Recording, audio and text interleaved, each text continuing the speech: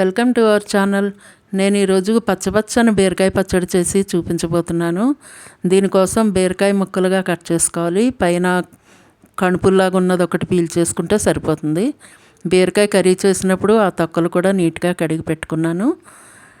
ఇంకా పచ్చిమిర్చి, చింతపండు యాడ్ చేసుకుని పచ్చడి చేసుకోవాలి. ఇంకా తాలింపు సరుకులు రెడీగా పక్కన పెట్టుకోవాలి.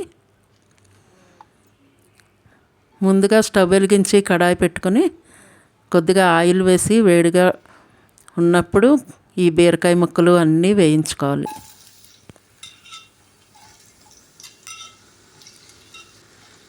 ఈ ముక్కల్లో ఎక్కువ వాటర్ ఉంటుంది కాబట్టి ఎవాపరేట్ అయిపోయే వరకు ఉంచితే మంచి టేస్ట్ వస్తుంది, గ్రీన్ కలర్ వస్తుంది, ఇంకా ఆ పచ్చి వాసన కూడా పోతుంది.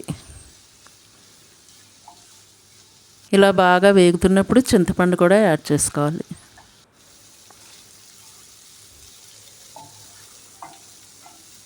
ఇలా బాగా వేగిన తర్వాత మనం బాగా చల్లారి పెట్టుకోవాలి. చల్లారనిచ్చిన తర్వాత మిక్సీ చేసుకొని కొద్దిగా సాల్ట్ వేసుకోవాలన్నమాట. మిక్సీలో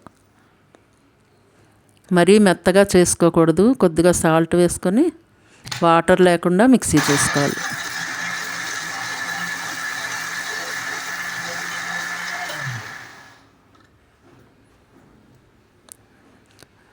చూడండి, చక్కగా నలిగిపోయింది.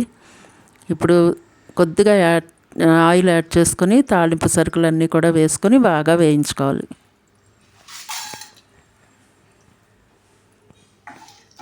బీరకాయ ముక్కలు వేసినప్పుడు నేను ఎండుమిర్చి వేయనండి, ఎందుకంటే కొద్దిగా కలర్ చేంజ్ వస్తుంది. గ్రీన్గా ఉండాలంటే తాలింపులో వేసుకుంటే సరిపోతుంది.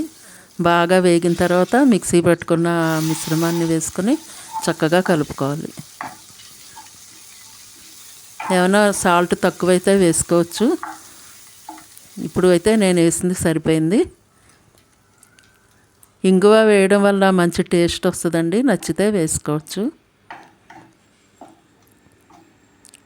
ఇలా బాగా కలుపుకున్న తర్వాత స్టవ్ ఆపేసి సర్వింగ్ బౌల్లోకి తీసుకోవాలి.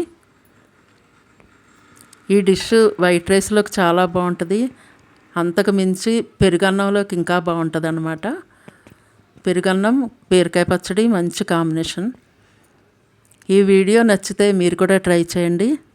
మరెన్నో వీడియోల కోసం నా ఛానల్ సబ్స్క్రైబ్ చేసుకోండి.